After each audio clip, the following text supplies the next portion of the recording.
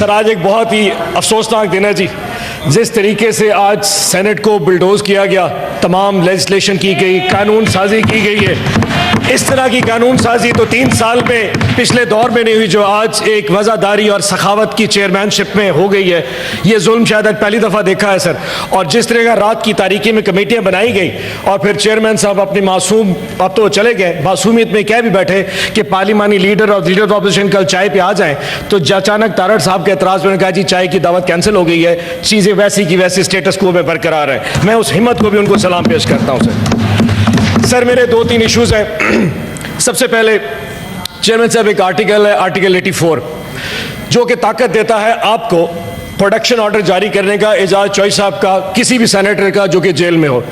मेरी इल्तमास है इस ऑगस्ट हाउस से कि इस आर्टिकल को स्क्रैप कर देते हैं सर। उसकी वजह सर आर्टिकल का इसका फायदा है ना इस कानून का कोई, ना ही इसका कभी कोई इस्तेमाल हो सका है। आज ये चीज़ है कि सर एजाज चौधरी साहब को 1.5 साल के करीब, 1.25 साल से ऊपर हो गया एक शरीफ आदमी को, और हमारे इस सेनेट में इतनी जुर्रत नहीं है कि हम आज बजट सेशन में सिर्फ आधे घंटे के लिए उसको बुला के यहाँ बिठा देते।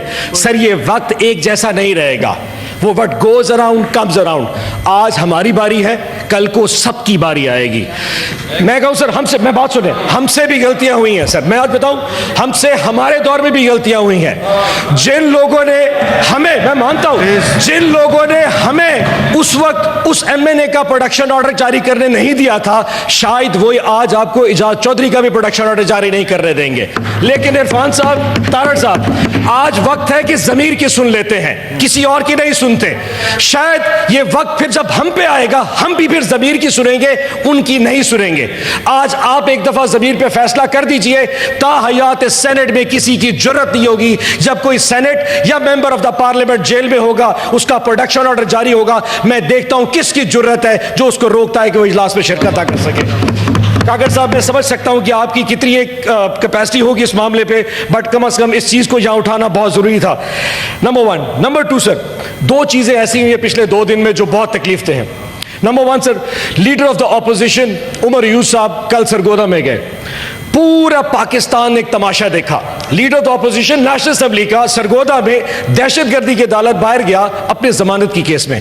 सर 7 घंटे उसको बाहर खड़ा रखा, पुलिस की तमाम गाड़ियों ने उसको ब्लॉक कर दिया।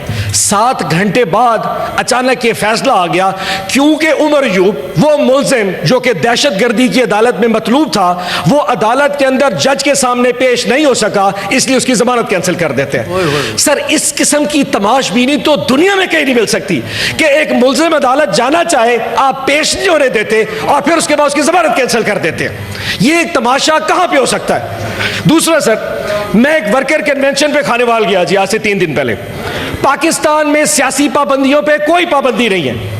मैं वहां गया सर, कम से कम 1000 के करीब पुलिस एहलकार वहां पे बाहर पोस्ट कर दिए जी कि यहां पे कन्वेंशन नहीं हो सकता।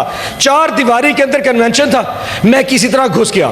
जब मैंने तकरीर कर ली सर, तो सारी पुलिस मुझे गिरफ्तार करने के लिए आ गई कि तुमने तकरीर क्यों किया। क्या पाकिस्तान में एक मेरे जैसे शहरी को तकरीर करने का कोई हक नहीं? सेनेटर को छोड़ दे, मैं क्यों नहीं तकरीर कर सकता? मैं अपनी बात क्यों नहीं कर सकता? मुझ पे किसकी पाबंदी है? कौन रोक सकता है मुझे? मैं करूंगा। कितनी दफा गिरफ्तार करोगे? कितनी दफा मारोगे? वक्त सब पे आएगा। आज हम मार खा रहे हैं, कल तुम सब लोग मार खाओगे।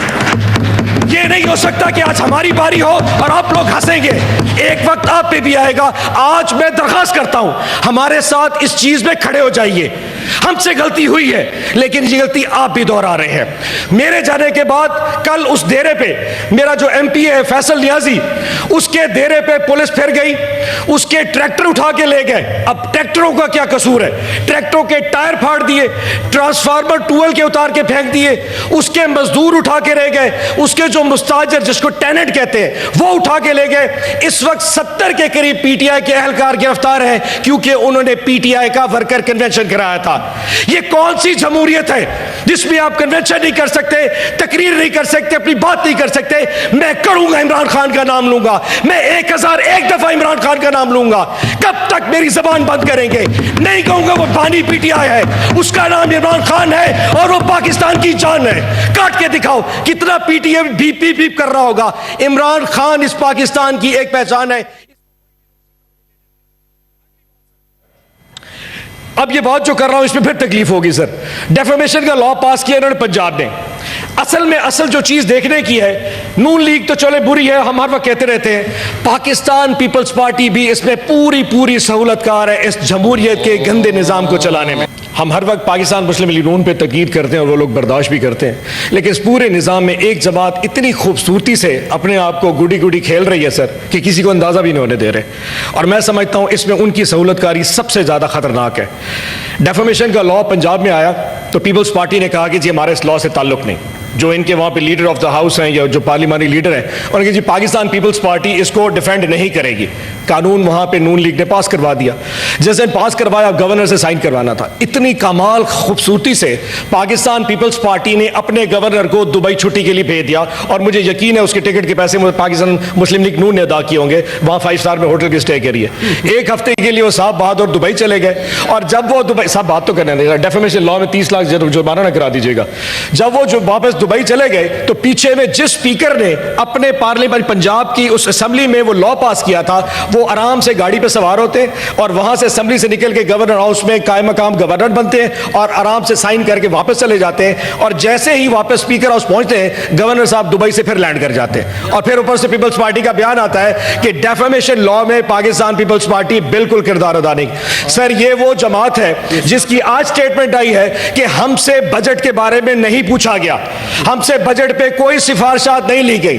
और आज इस दिन इसी वक्त आज से 3 घंटे पहले पाकिस्तान पीपल्स पार्टी का ही रुकन फाइनेंस कमेटी का पाकिस्तान मुस्लिम नून की मशावरत से अभी बन चुका है। ये किस किस्म की मुनाफकत है, ये मेरी सोच से बाहर है। और इसी पाकिस्तान पीपल्स पार्टी की एक हमारी रिस्पेक्टेबल जो खातून है उनको प्लानिंग एंड डेवलपमेंट का यानी कि हर वो चीज जो पाकिस्तान पीपल्स पार्टी को चाहिए वो आराम से आईने ओहदे भी ले लेती है, वो स्टैंडिंग कमेटी की चेयरमैनी भी ले लेती है, वो गवर्नर भी लेती है। लेकिन जब गंद की बारी आती है हमारा इससे कोई ताल्लुक नहीं है, क्योंकि शायद किसी दिन अगर बिलावल भुट्टो जरदारी साहब का मूड किया तो उन्होंने इस हुकूमत को गिराने का जो एक प्लान बना रखा है उसकी एग्जीक्यूशन का टाइम आ जाएगा। सो आखिरी चीज है जो बहुत इंपॉर्टेंट है सर, 3 जजेस 3 लोगों का फैसला इस्लामाबाद हाई कोर्ट में होने वाला था और फैसला बिल्कुल मुकम्मल हो चुका था कि पाकिस्तान पीपल्स तहरीक इंसाफ के 3 MNA जो कि इलेक्शन फॉर्म 45 पे जीत चुके थे 8 फरवरी को, उनका फैसला 2 महीने ट्रिब्यूनल सुलता रह गया। अचानक एक नून लीग के एक साहब दरखास्त देते हैं कि हमें जज पे एतमाद नहीं और इलेक्शन कमीशन अगले दिन 1 दिन की कार्रवाई के बाद उस जज को ट्रिब्यूनल से हटा देता है। सर ये पाकिस्तान में ही हो सकता है कि 1 महीने की कार्रवाई जज साहब कर लें जिसमें वो जमात झूठी पाई जाए और खदशा हो कि 3 MNA चले जाए और वो तीनों MNA इस्लामाबाद से हो और आपको क्योंकि 2/3 अक्सरियत भी चाहिए और उसमें रिजर्व सीट्स भी जानी है, आपने अचानक जज तब्दील कर दिया। इद्दत का केस 1.5-2 महीने 2.5 महीने चलता रह गया। जिस दिन जज साहब ने फैसला करना था उस दिन जज साहब कहते ओहो मुझे याद आ गया, मैं तो इस कोर्ट में बैठने का अहल ही नहीं हूं, मुझे फौरन जो है यहां से हटा दिया जाए, ये फैमिली कोर्ट भेज। जब जज साहब वहां पे बैठने के वहां पे मजाज नहीं है, जब वो केस सुन नहीं सकते इद्दत का, तो फिर आखिर सजा में उस शख्स को और उसकी बीवी को फिर 7 साल की सजा किस चीज की दी गई है? ये कौन सा कानून है कि जज तो सुनने का अहल नहीं है लेकिन मुल्जिम 7 साल जेल में रहेगा? सर ये कानून नहीं चल रहा, या इंसाफ नहीं चल रहा, या जंगल का कानून चल रहा है। यहां जो लोग इस जंगल के कानून को चला रहे हैं वो भूल चुके हैं कि यहां खुदा भी बसता है, इस रियासत में अवाम भी बसती है, इस रियासत की अवाम की बद्दुआएं भी बसती हैं। वो वक्त फिर याद रखिएगा, ये वक्त सबका तब्दील होगा। बड़े बड़े फिरौन आए थे, सबका टाइम खत्म हो गया, आपका टाइम भी खत्म हो जाएगा, ये याद रखिए। ये जितने लोग इस वक्त पंजाब की जेलों और पाकिस्तान की जेलों में, हमारी जितनी खवातीन, डॉक्टर यास्मीन, आलिया हमजा, सनम जावेद, ये जितने लोग, इजाज चौधरी, उमर चीमा, महमूद रशीद, ये जितने लोग जेलों में पड़े, इनकी फैमिलीज आपके लिए कौन सी बदुआएं करेंगी, याद रखिएगा। अगर आप अपनी तकलीफों को रोते हैं तो हमारी तकलीफ को बताइए। जब हमें यह देख के 9 मई करके डराया जाता है, हमें सब समझ लगती है आखिर कब तक ये पाकिस्तान इसके पीछे छुपता रहेगा। जनाब स्पीकर,